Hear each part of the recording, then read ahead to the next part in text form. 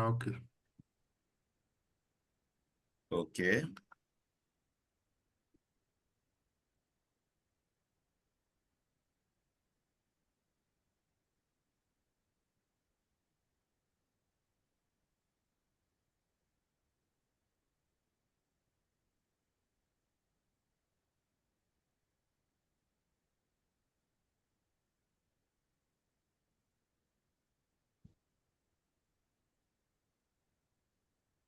Okay.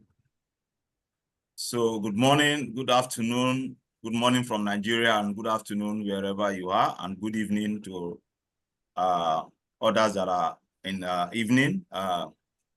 My name is Felix Iziomo, and I am the project lead for Forests Africa. So today is the World Environmental Day, as we all know, and we are celebrating the day, or I would say marking the day with our dear Prof. I'm going to read his profile for us, some of us who have met Professor in Kenya. Professor is doing amazingly. We are opportune to visit the forest where he's managing. And in fact, I was really amazed with what Prof is doing. So Prof was also part of the speaker during the Forest African Summit in Kenya. So Professor Mbabu Matthew is an environmental veterinarian with a PhD in environmental physiology, with many years of service at the University of Nairobi. He is an avid promoter of One Health, which combines animal, human, and ecosystem health for inclusive well-being. He is a registered lead expert in environmental impact assessment and environmental audits, and a member of several professional bodies, including Environmental Institute of Kenya and the Kenya National Academy of Sciences. He also serves in various academic and development organizations at local, national, and international levels. His passion is environmental restoration. He is currently the CEO of Green Blue Foundation Africa, whose purpose is to create a better world through environmental sustainability. And I think that is why we are here today, where Professor Mbabu will be talking about environmental and land restoration, which is the theme for this year World Environmental Day. So, Prof, I would like to hand over to you to make justice for this topic, and because I know you are an expert in this topic. I haven't visited the forest, how you manage land wide as the forest that we saw in Kenya. So please, over to you, Prof. Thank you very much. Thank you, Felix. And I'm happy to be here. I welcome everybody to this talk. And I haven't prepared a presentation as such, but I want to give a talk on that, yeah? So, as you have learned, my name is Babu. Working with Green Blue Foundation Africa. And Green Blue Foundation Africa is, our vision is actually restoration of the degraded lands and polluted waters in Africa. Through what we call Marshall Plans. And these Marshall Plans are basically citizen-driven. Objectives, as we have learned, is land restoration and cleaning polluted waters. We work with groups of people, youth, women, men, and all that. But let me talk specifically about the restoration site we have, which Felix has actually mentioned. At Ngong Hills, Kenya, we call it Konabaridi. And there, we've signed an MOU with the with the Kenya Forest Service, because Kenya Forest Service is the one that is mandated by the government to protect forests in the country and actually manage them.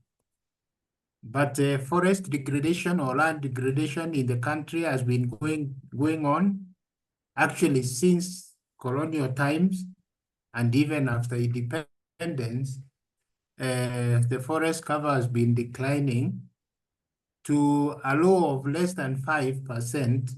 But now it's coming up again due to the efforts that the government and the people are taking.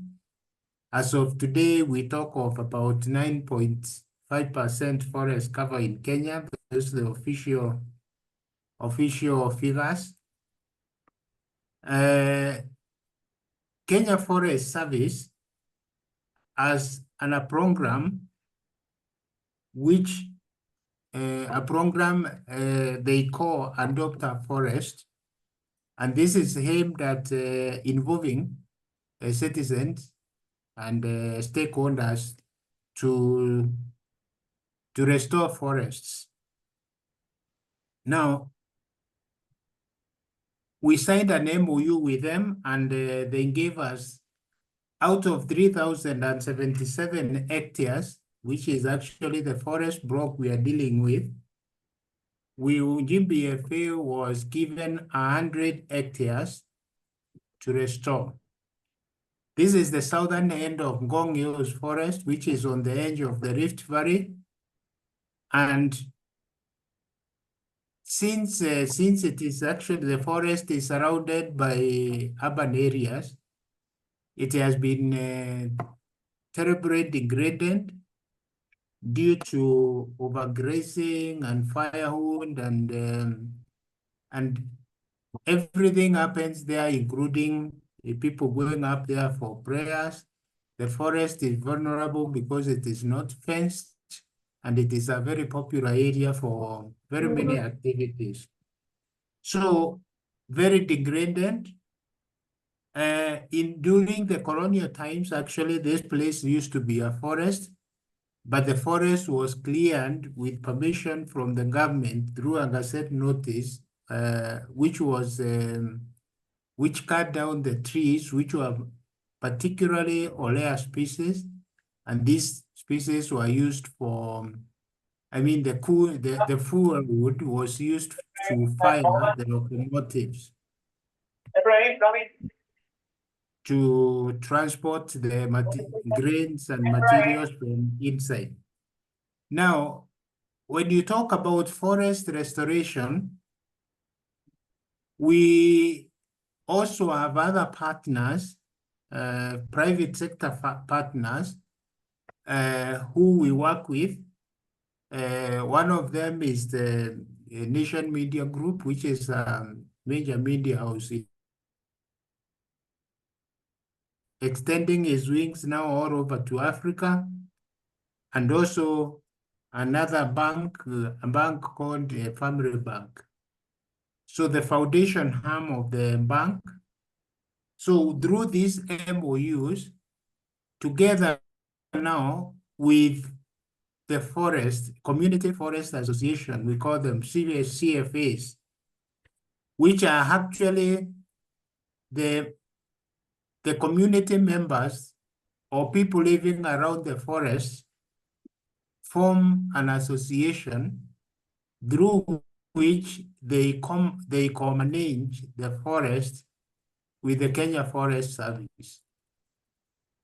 Now, we entered also into an agreement with the Community Forest Association to start restoration of the land, because the people surrounding the forest must take ownership. So in forest restoration, there is the section that is called scoping,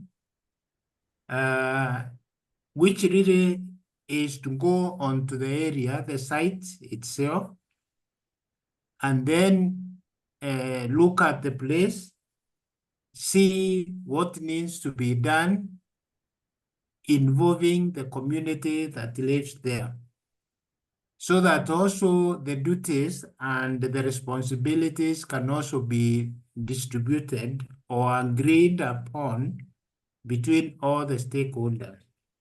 This we did with community meetings in 2021, which after we had signed the agreement and the restoration started in 2022. Now, because this is public land and it is open to almost all people, protecting of the seedlings is very important. So the first thing that we did was to fence the area with support from Family Bank. We, out of the 100 hectares, we fenced 4 hectares to begin with, which is like 10 acres. And then this fencing is done with chain link, because like I mentioned earlier, one of the big issues there is actually overgrazing. And the livestock tracts over time have caused huge gullies on the surface. So we fenced the area to keep off the livestock and people. Then did now the dug the holes and also the actual planting now. The other thing that is one takes care of at that point is the species selection. You have to be sure of the climate or the ecological zone that one is dealing with and select indigenous species of the seedlings or plants that will do well. Because really restoration is about trying to bring back the forest to what it was originally. So from historical records and even the biodiversity surveys of the species or plants that are found there, you selected the species that would grow there. And these are mineral acacias in that area and other species like Olea africana. These are the two main species. No, the third one is croton species. Those are the main species that we are dealing with in terms of restoration there. We do 2x2 holes or 2 feet by 2 feet holes where we mix the soil with the manure half.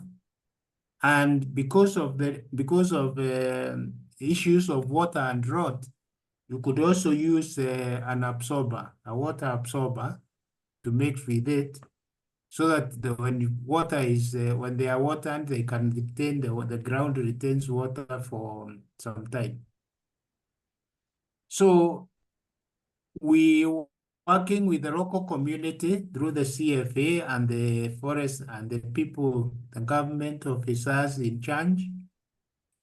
We had an official a launch ceremony in March 2022, which was attended by the CS or the minister in charge of environment and forestry in Kenya.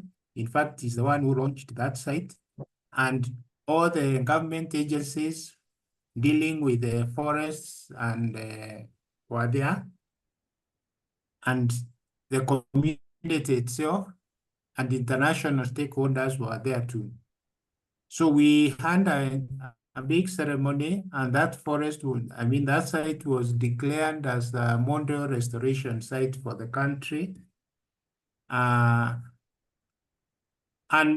since then, we actually faced a long-standing drought between 2022 and almost middle of 2023. So our main task was, other than protecting the area, was actually watering the seedlings. Then of course, spot weeding and all that, and security for that. So we did all that, And as we talk, the forest has grown. The other component that we did was actually soil erosion control or gully erosion control. We were using check dams, and these are basically soil put in gunny bags to block, then placed across the gullies so that when it rains, soil is not washed off, it accumulates there, and then vegetation starts growing. We use gunny bags because hardcore gabions are not conducive to long-term restoration of the soil. So the gullies have healed, the seedlings have grown. It's now about 3 years, and actually we have a forest now which the animals are not able to destroy anymore, even if the fencing was removed. So in terms of restoration, if one was looking at it, I'm actually narrating what we did. We also partnered with research institutions who are doing monitoring of the site, how the site is recovering. And we had soil scientists and also biologists in the group. One of the critical lessons that we learned is indigenous knowledge, how important indigenous knowledge is. Like I can cite an example that when we went up there and started doing the holes for planting, we found out that there were a lot of moles. And our concern was that the moles would actually eat or cut the roots of the seedling and would have a challenge. Interestingly, the community members gave us methods of mole control, which were actually indigenous, and using the indigenous knowledge, and it worked very well, extremely well. Because we are worried, since it's a natural forest, and we didn't want to interfere with the ecosystem, and we didn't want to use chemicals. And after all, the moles were actually in their own territory. So as much as we wanted the trees to grow. So the indigenous knowledge came in handy and saved the situation.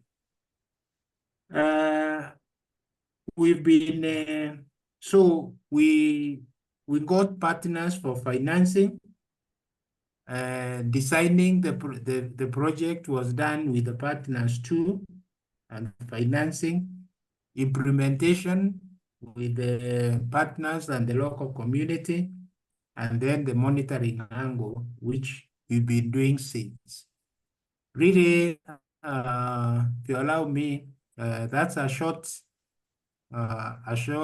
summary of what we've done. Maybe there could be comments or questions later. Thank you. Okay, Prof. Thank you so much for that talk. So please, is there any question for Prof?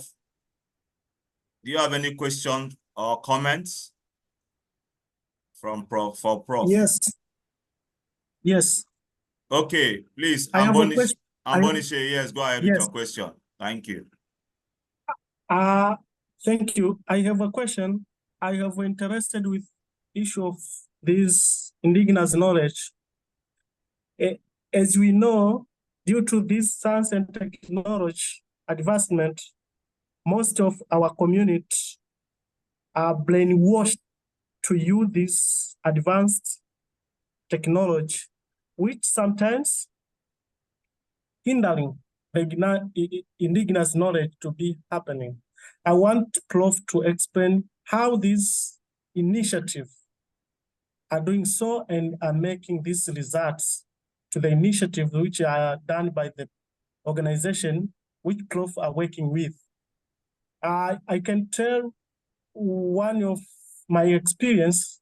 Now I'm working with some of initiative of this indigenous knowledge, but there is this issue of a legal frameworks.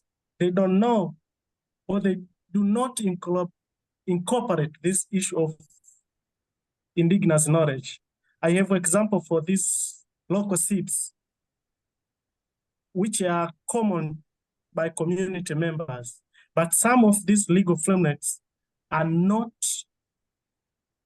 incorporating this issue of indigenous knowledge. How these initiatives are given space in the legal frameworks, which are given example by this prof. I'm sorry, Abonishi, where are you joining from? From Tanzania. Oh, okay. Thank you so much. So, Prof, Yeah. would you want to answer the question?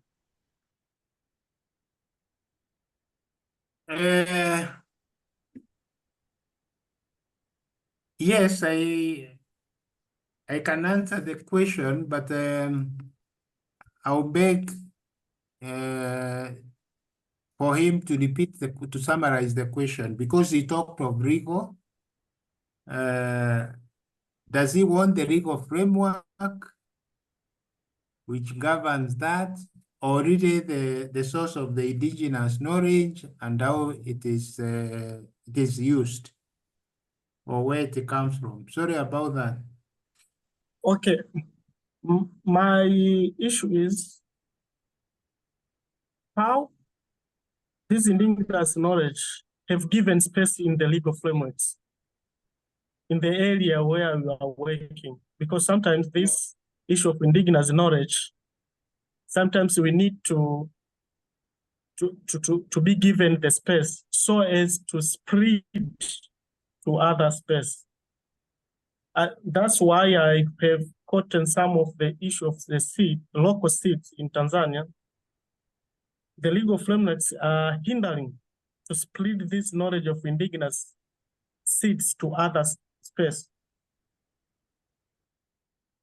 Okay, I get you now. I get you what you are asking. The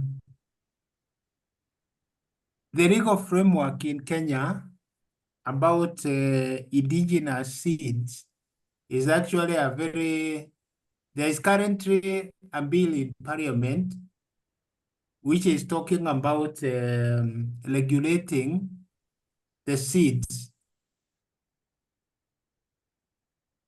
Farmers should not buy or they should buy certified seeds, which means that the indigenous seeds, which people have used for since time immemorial, are like being locked out of the scene. The bill has not passed and people are very opposed to it. But coming to the context of indigenous knowledge, indigenous knowledge covers all areas of life, from health to agriculture to culture, everything you think of, heritage. So what I would say is that the Kenyan Constitution, which was promulgated in 2010, I think Article 69, allows or talks of using indigenous knowledge for development. So all the aspects of life hinge their activities on that, because the Constitution allows. And it says that indigenous knowledge should be harnessed for development. Meaning, even indigenous seeds or trees or whatever have space. Then in 2016, an act of parliament was passed, which talks about indigenous knowledge and cultural expressions, which is supposed to protect indigenous knowledge and cultural expressions in Kenya. So that is how the indigenous knowledge is anchored in the legal framework of Kenya. However, there are gaps because like integration of traditional medicine into the healthcare system, there's a challenge there. It's not happening smoothly. And the reason, like the scenes you are mentioning, is actually, and I'll say this boldly, that most of us Africans have been, including people in the civil service, have been conditioned by the Western education that we have received and the commercialization of everything, as it were, basically, such that people have a tendency to think that anything coming from out is better than what their ancestors used. So that is a major challenge. We, as Africans, I would say we need to, I don't know how to put it, but that is actually, we need to decolonize our minds. Let me put it so. To know that there is value in the African indigenous knowledge systems. They worked and they didn't stop working when colonialism started. Thank you. And to add on Clough says, we need our academicians like you, professors, to do a lot of researches about this indigenous knowledge and to publish it. When you go in the main website, all main researchers are based on like a Western ideas and not to be a part of this indigenous knowledge. I know that there is a problem of that issue. Because of this indigenous knowledge, we can get our medicine. But when it comes with the issue of certification about this medicine plant, people who are using this indigenous knowledge are suffering. Okay, thank you so much, Prof. And thank you, Mbonish, for that. We also have a hand raised. Chris, I think Chris has a question for Prof. Chris, can you ask your question?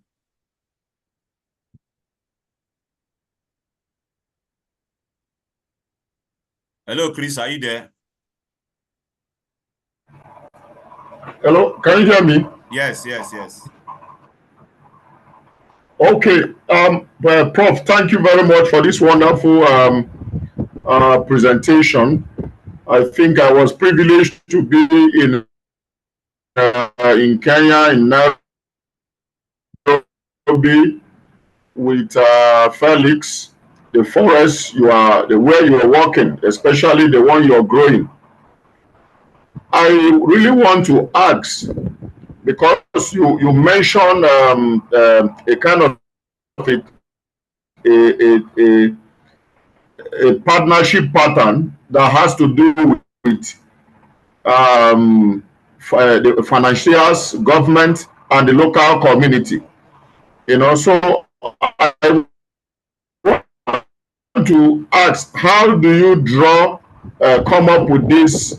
What area does the local community participate in this project? Because I think they are the most vulnerable of nature, either good or bad. So how does the local community collaborate or participate in this partnership? Thank you. Okay, thank you very much for that question. It's how we involve the local community is first of all to organize the local community into an association. And actually, these associations are anchored in the law. In the management of forest in Kenya, like the Kenya Forest Act, gives room for local communities to co-manage the forests or their forests in conjunction with the Kenya Forest Service, which is a government agency. So they are actually embedded in the law. What they need is sensitization. So as they form the association, and we have helped form some, there are guidelines that are used to form those associations and how they relate. Then a forest management plan is done, which now involves the local community and says which activities can take place in the forest. Now, I know your question was very specific to how they participate. The local community, other than being involved in the planning, okay, and planning, and they are very critical in the implementation of any restoration project or program. Because they are there, they provide the labor primarily. We have talked about the indigenous knowledge, which would come from them about biodiversity and what happened there normally. And also, but another major aspect is providing labor, like the young people from the local community are the ones we employ to take care of the seedlings, to plant, to water them, to do all that is actually needed. And then generally the community knows that this is actually, they have a stake in the restoration, so they also protect the area. So they are involved in many ways. And in GBFA, we also believe in actually the local community also participating in financing the project, either through financial resources or in-kind resources, so that they own the place. But as right now we are considering very, very seriously, one of our philosophies is that the citizens should be the one who are doing restoration, because after all, the forest belongs to them, and all the benefits that are derived from the forest come back to the citizens. Thank you.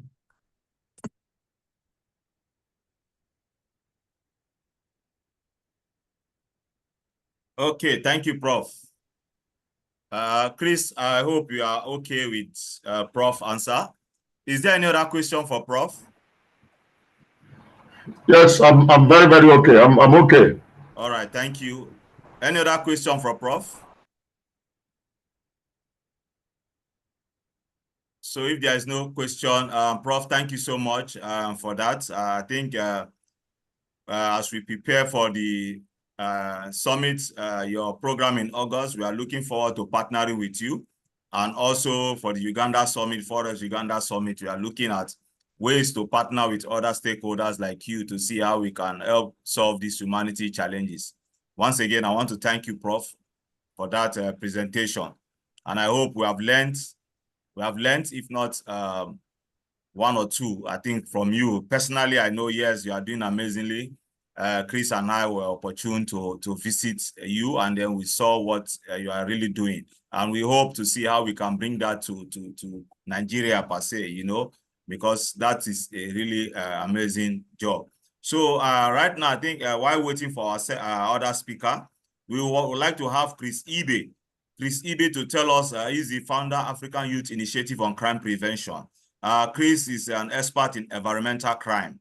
You know, Chris, would you like to share with us, talk about the land restoration in terms of environmental crime, what is happening in the environmental crime sector as an expert? I know drought resilience and land restoration is also an issue, especially for Nigeria, where we don't have, we don't grow, especially Lagos, where we don't grow trees, you know? So if you would like to tell us about environmental crime in land restoration, thank you very much.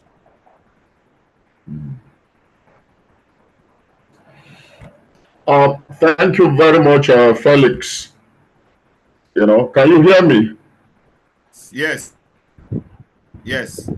Okay. Okay. Thank you. Thank you very much.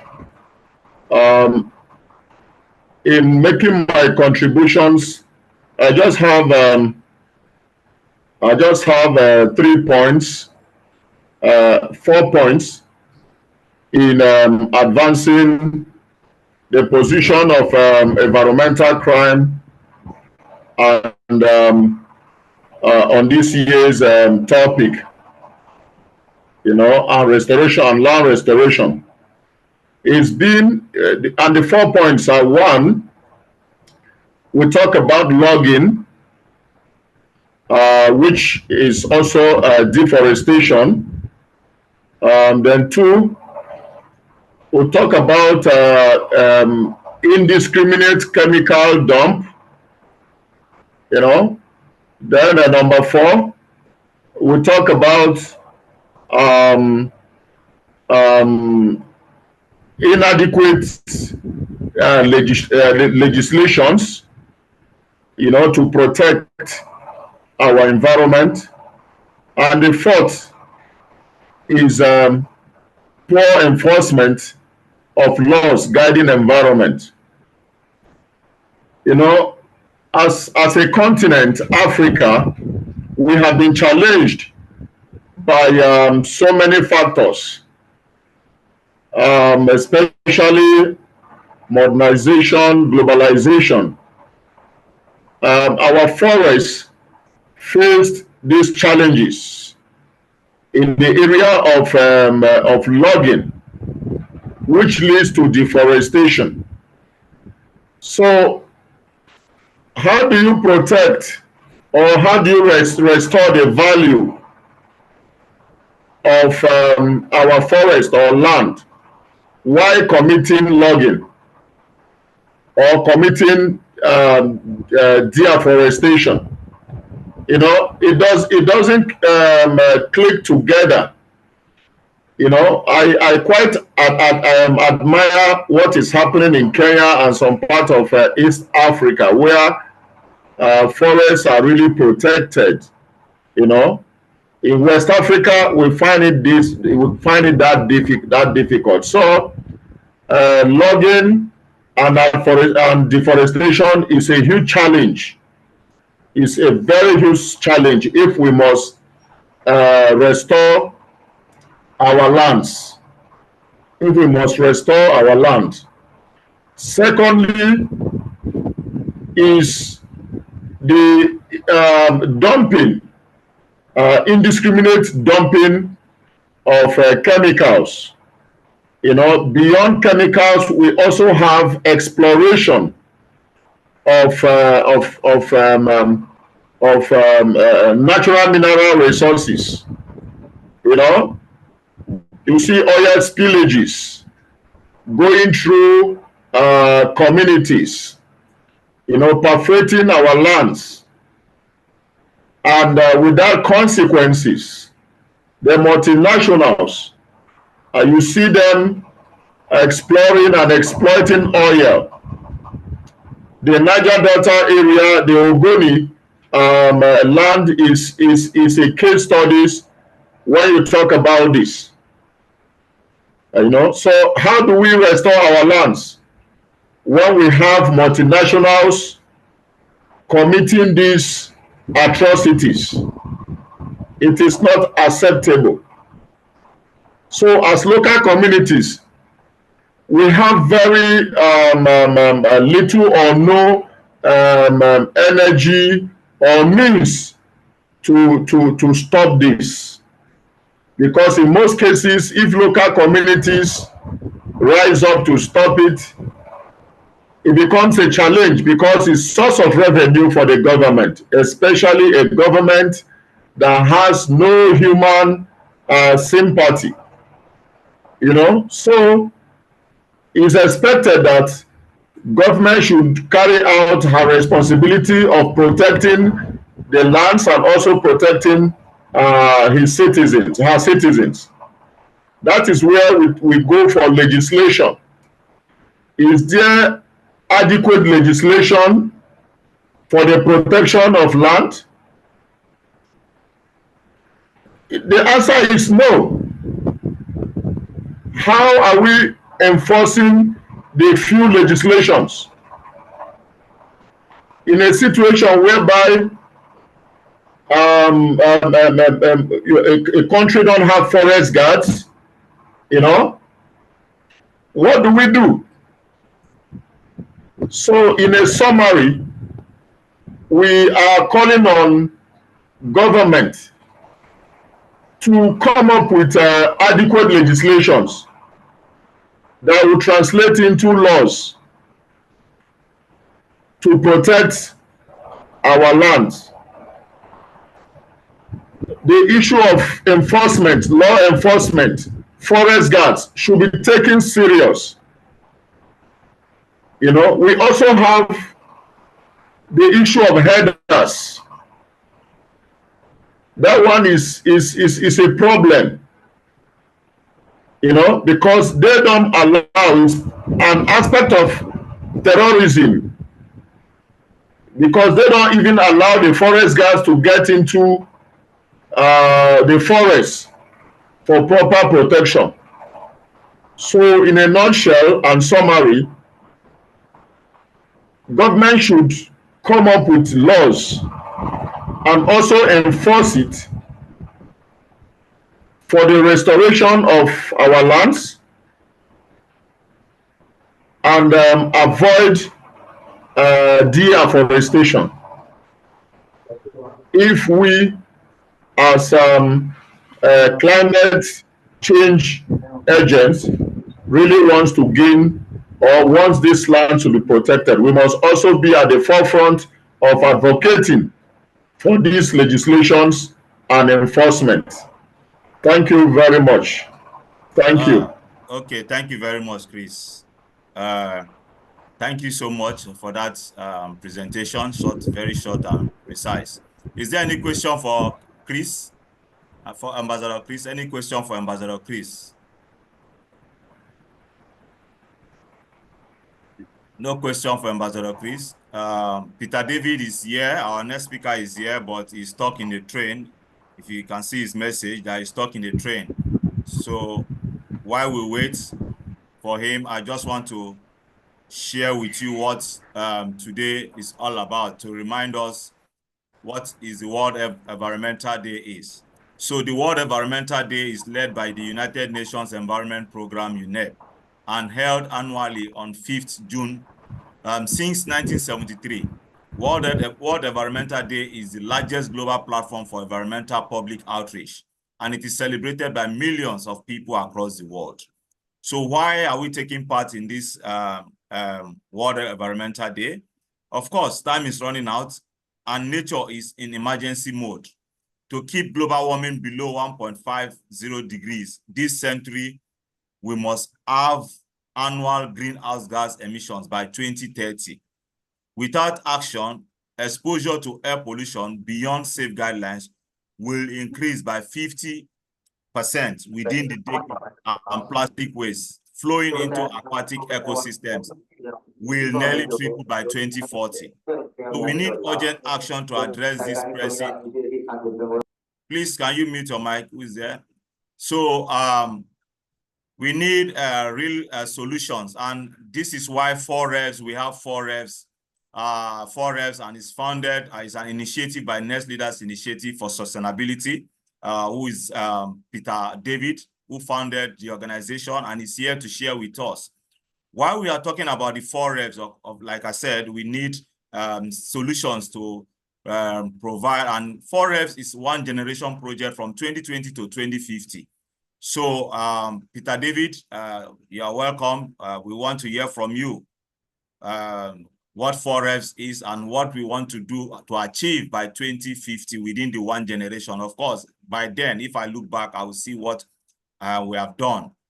Thank you and welcome, and sorry for the train. Thank you very much for coming. Thank you so much. And good evening to you all from Tokyo. I'm sitting on the stairs of a train station because I couldn't get back to my office. But it's okay. No big deal.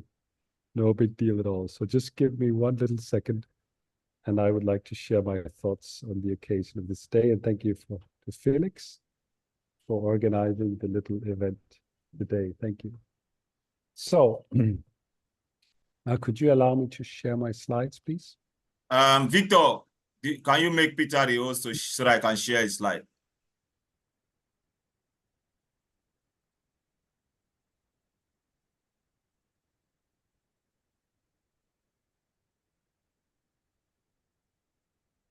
Maybe I can. Let me see.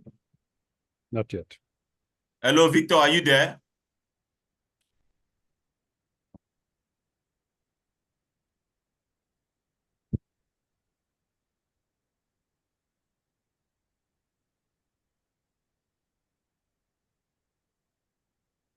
Hello, Victor.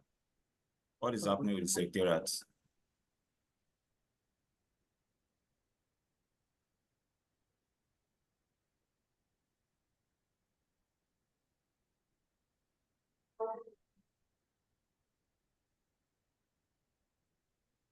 Let me see. No. Oh, now I can share this. Thank you. Okay, you can share now. Yes, okay. So, sorry if I have strange sound, my apologies. I would like to talk for just a few minutes on how we can accelerate innovation for a livable future. And this relates to 4Revs, which stands for 4 Revolutions, of which, of course, Felix is leading the Africa initiative. So just by way of introduction, I am originally from Denmark, but I've now lived in Japan for 33 years. I work in academia, in the corporate world, but my most important work, what I call my soul work, is as co-founder and executive director of NELIS, Next Leaders Initiative for Sustainability, which is a global nonprofit behind the 4Revs Global Innovation Hub. And I'll explain more about that in a second. But first of all, since we're here on World Environment Day 2024, let's take the broad look, the big picture of what happened in the world in the last 100 plus years. What happened in the 20th century can easily be explained with these two graphs, actually. On the left side, it says 4 times. This is the increase in global population in just 1 century, between 1900 and 2000. So if you imagine this, since humanity started walking upright as Homo erectus in Africa, in maybe 2 million years ago, it took us 2 million years to get to 1.5 billion people on Earth. Then it took us only 100 years to get to 4 times that, which is more than 6 billion people in the year 2000. Amazing increase in people in the 20th century. If you look at the graph on the right side, it says 50 to 60 times. This is the increase estimated of global GDP in the 20th century. You can see how the curve goes crazy around the year 1900. We were able to accelerate technology, economic growth, so that it grew even faster than population in the 20th century. In particular, in the second half of the 20th century, this period was called the Great Acceleration. We have 24 data sets here. So it's a bit small. The left side, you have 12 data sets that are related to socioeconomic trends. On the right side, you have 12 that are related to Earth system trends or environmental trends. The dotted line in all of the charts is 1950. And you can see how the period after 1950 was the era of the great acceleration. Everything accelerated like hell in the second half of the 20th century. Economic indicators, social indicators, environmental indicators, everything exploded in the second half of the 20th century. The question is, how do we move on from here? Can we really stay on this track as we move further into the 21st century? As you may know, global population passed 8 billion people around November 2022. The chart to the right is kind of interesting. It shows the regions in the world that have the largest population. Presently, it's India. China is number 2. Africa is down in the orange field to the lower left. And of course, Nigeria, with more than 200 million people, is now the largest country in all of Africa. But with more than 8 billion people on Earth now, what is happening in the early 21st century?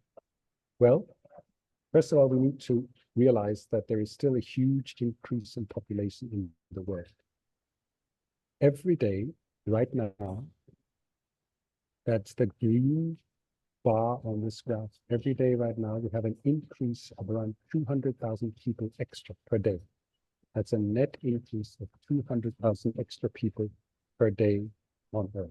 These people need to have houses, clothing, nice food, hopefully decent living and so on. So although population growth, which is the purple line, has fallen dramatically in the last 50 years, we're still adding around 70 million people extra per year.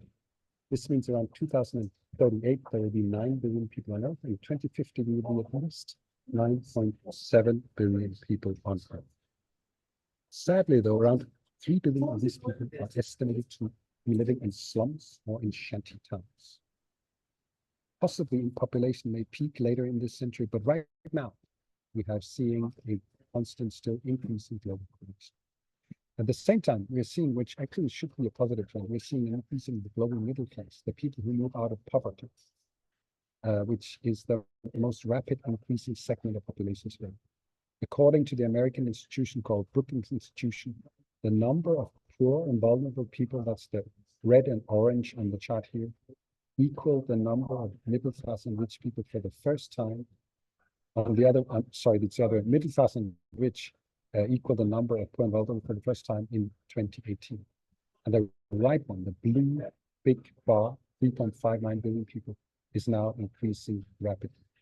We have more and more people entering the middle class. That is good for them, but it also means an immense demand on the environment, of course. And still, we should not forget, which I also wrote on this chart, there are around 690 million people in the world still living on less than $1.9 per day. And close to 500 million of these people live in Africa, mainly sub-Saharan Africa. So what did all this growth bring to the world? Well, we can look at two different worlds at the same time, what I call a white world and a black world. First of all, let's look at the white world. It's a positive way at looking at how humanity developed over the last century or so. And there are some amazing things that have happened. Life expectancy has doubled since 1900 to reach 70 years globally today. Extreme poverty has dropped from 55% in 1950 to less than 10% today. Child mortality, that's kids dying before the age of 5, has fallen from an amazing 18% to less than 3% today. And as I said, the global middle class has kept expanding. In autumn 2018, it was estimated that for the first time ever, more than half of global population were middle class or above. So that is the white world, a positive view of where humanity has arrived with all this growth. But there is also another world called the black world. It looks at some of the issues we have created in the process. For example, hunger population has risen and still right now is around the same figure, around 820 million people across the earth. And again, most of them sadly live in sub-Saharan Africa, people who do not get enough food every day. Water, still 46% of global population do not have modern sanitation, and 52% of the world population may face water stress in 2050. Also, when we look at electricity, there are still 2 billion people on Earth who do not have electricity in their homes. If we look at resources, plastic, just to take one example, is estimated now to weigh more than fish in the oceans by 2050. When I heard this the first time some years ago, I was truly shocked. We're creating oceans of plastic instead of oceans of fish. And energy climate, which we've been debating now for decades. Well, despite all this, the percentage of fossil fuels, that's oil, gas, and coal in the energy economy, was 80% in 1994, and almost 30 years later, in 2021, it was still 80% of primary energy. So do you think this is a positive view of where we are heading? This is another reality which is happening at the same time. So what do we need to do to move from mere survivability to sustainability, livability, or thrivability? The ability of 10 billion people on Earth to thrive together. Well, obviously, we need revolutionary innovation. We're not doing things well enough. We need to speed up environmental innovation. And that should be a key topic. And the World Environment Day as such should get much more focus around the world than it gets today. So what are we doing at NELIS and 4Revs? I'll share a little video. I hope it goes through. I'm sitting here actually on the stairs of a train station. So I hope the video goes through for you. But let me try to play it. It's a little 90-second video that shows what NELIS is initiated in Japan in 2020 to help try accelerate this sustainable innovation, revolution of sustainable innovation in 4 different areas. So let me try to share this video.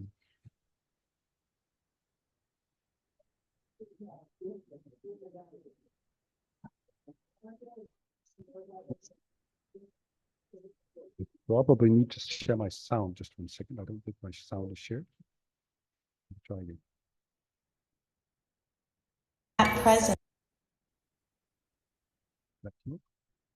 Here we go again.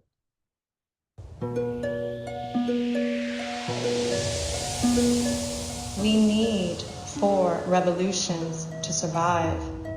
At present, 820 million people around the world go to sleep with an empty stomach, while 1/3 of the food produced globally is wasted.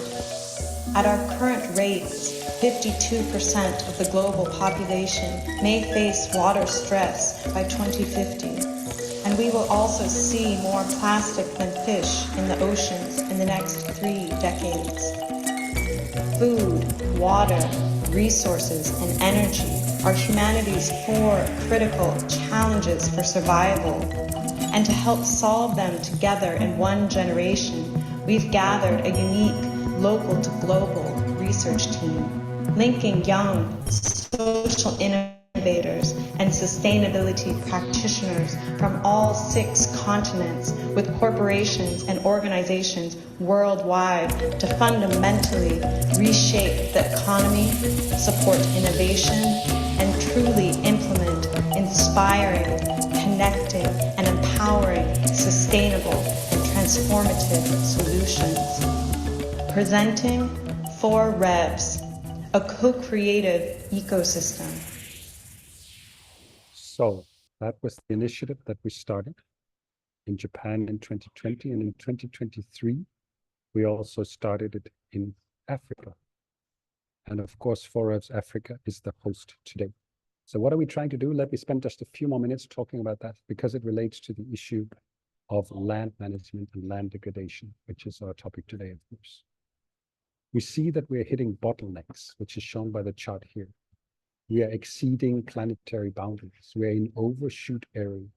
If we go on like this, we will see a very tight and very painful situation in the future. So we need innovation and technology. We need finance to move in the right direction. We need to move towards the right side of this chart. That is well-being in the center, carbon neutral world, circular economy, coexistence with nature, and business needs to be sustainable or even regenerative. So that we're trying to do in Japan, focusing our innovation in 4 areas. That's where we need those 4 revolutionary innovation perspectives in food, agriculture, and protein, in the area of water, in the area of resources, circular economy, ecosystem, which relates closest to today's topic, and then also in the area of energy, climate, and greenhouse gases. These four interlink, of course, all the time. They impact each other, but they are absolutely, without a doubt, humanity's four main survival bottlenecks.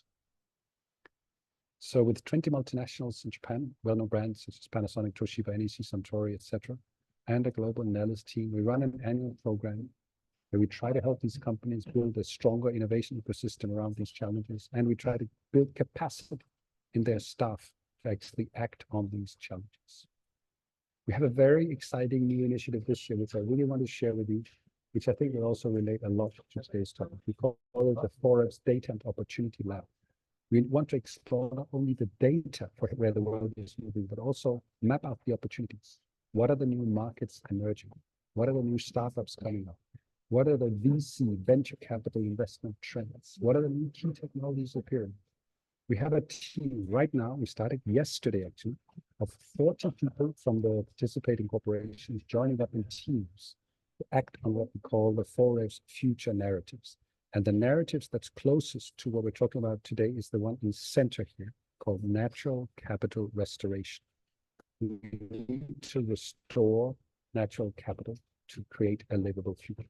But all the others relate as well. Abundant green energy, reinventing the food system, going beyond just sustainable to regenerative human settlements or cities.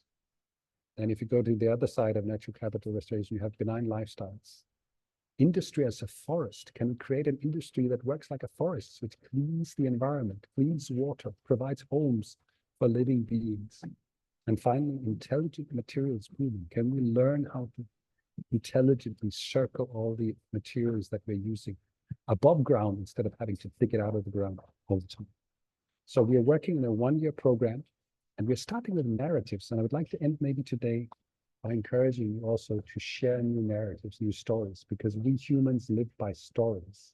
We live in stories and we live by stories. And if we have a better story for the future, maybe we can also co-create for that future. So we have 7 narratives around these 7 areas I just showed you. For example, one about regenerative human settlements. And I'll maybe share one of them because I think these are the inspiring new stories we need to move beyond where we are now. Everything is stuck. We have World Environment Day. So what the hell? Who cares about World Environment Day except we are 13 people here today, right? So we need to tell new stories. So let me maybe just quickly share the story of benign lifestyles with you, and then we will move on to my last slide. Benign lifestyles are lifestyles that are not killing off nature, that are not disabling future generations' ability to live their lives. So let me read this little narrative or story for you. In 2050, lifestyles have evolved both in richer countries and emerging economies that allow for both social well-being and the restoration of the natural environment. Using ICT and AI intelligently, people choose their place of residence fully. Most now live in bioregions where energy, food, and natural resources are circulating efficiently in the shortest possible cycles. Mobility options are diverse, but all are non-polluting. Electronic commerce has been optimized to allow for circular patterns of consumption, combining primary and secondary, that is secondhand markets efficiently, while using returnable packaging and non-polluting delivery services. The sharing economy has gone mainstream, and most consumption of electric appliances, furniture, private and commercial vehicles, and other daily goods takes place in a highly developed system of sharing, use, and reuse. Repair and upgrading centers are found across communities, and personal computers, mobile phones, and other electronic devices are now also upgraded to avoid excessive waste of resources.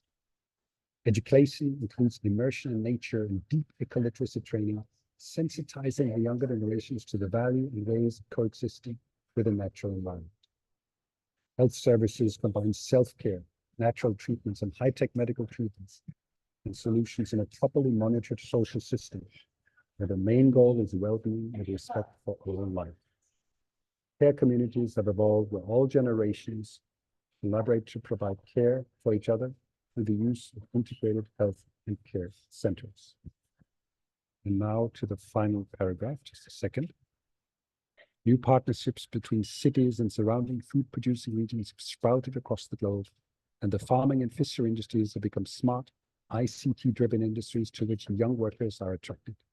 Employment in green and sustainable industries is now a major trend across the globe.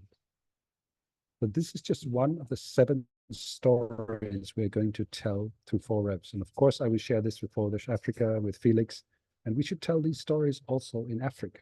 We should tell stories of hope, because if people get too hopeless, they lose their ability to act.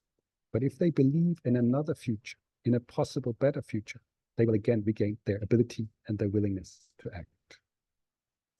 So finally, as you know from this event today, we have started 4Revs Africa in 2023. Felix is working very hard with his team to try to get it off the ground. We have a little event today. We have a bigger one in November in Uganda. And with this and my gratitude for you all being here today, I will hand over again to Felix and apologize again for my being late and for having to do this on the stairs of a train station. Thank you so much. Wonderful. Thank you so much, Peter. Wonderful. Thank you so much, Peter. Thank you, Peter. Really appreciate that. Despite the challenges, of course, these are nature. It's unexpected, like we always say, unforeseen circumstances, and you try to manage. I was scared when you said you cannot speak, but I'm glad you could. You try to manage, and this is one thing that I really appreciate you for everything you do for humanity, especially in Africa. The seed you have invested, the time, energy that you are giving to us anytime we call on you. I really sincerely appreciate you for the opportunity you have given to me. And I tell you, this is one thing that I am indebted to see how we can all work together and come together and provide the solutions that we are talking about. Also, the hope you are talking about, you see some of these young people, when we talk to them, really they have lost hope. Let me use the word, they have lost hope. So we will try, like you said, we will try to see how we can encourage them to bring back that hope. And this is what we want to do as 4Revs Africa. Because you see so many people, especially in Africa, they have lost hope. So the word that is common now is Japa. They want to leave for greener pasture because they have lost hope. And we will try to see, like I said, how to bring back that hope. Thank you very much. I don't know if there are questions. If you have questions for Peter David, please, if you have a question for Peter David, we don't have much time so that we can stick to the 90 minutes that we have planned for. So if you have a question for Peter David, can you just ask your question?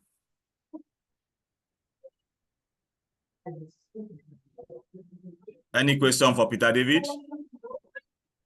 So since there are no questions, Peter David, once again, thank you very much. I hope to receive the slide.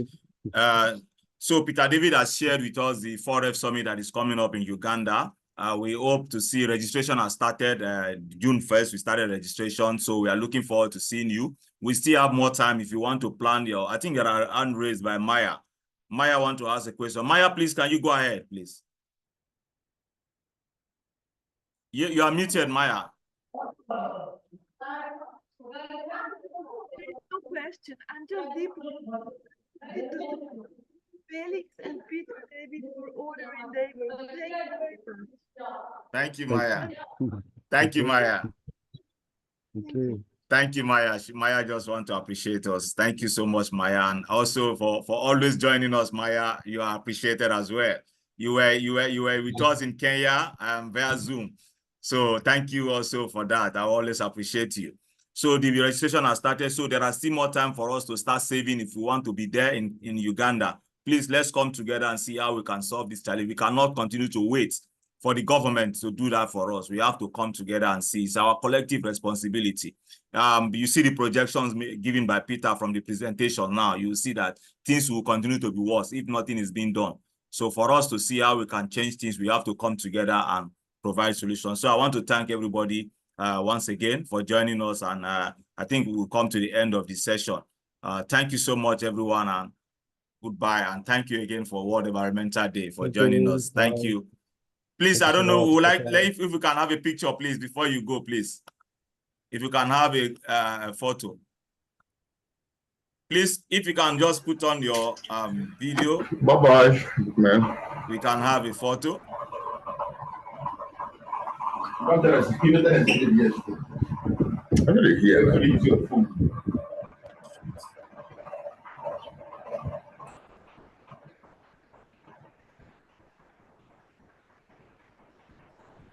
Just a second, please.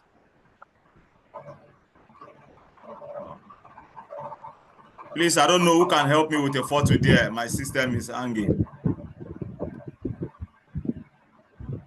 Yeah, I think I'll just go ahead to. Please do, and you help me share. Okay, please. Okay. Oh, can everyone put on their video cameras? Thank you so much. So can we put on a smiling face too as well? Yes, thank you.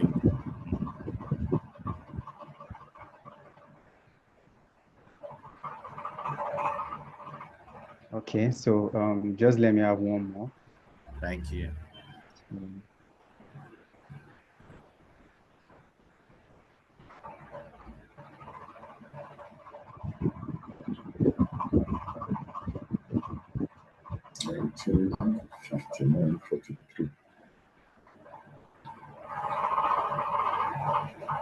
Okay.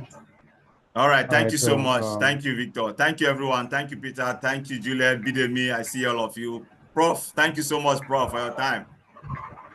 Yes, Prof. All right, bye-bye, Chris. Thank you, well, Chris, Eric, Candy. Thank you. Thank you, bye-bye. Bye. Bye. Thank you. Bye-bye. Thank you.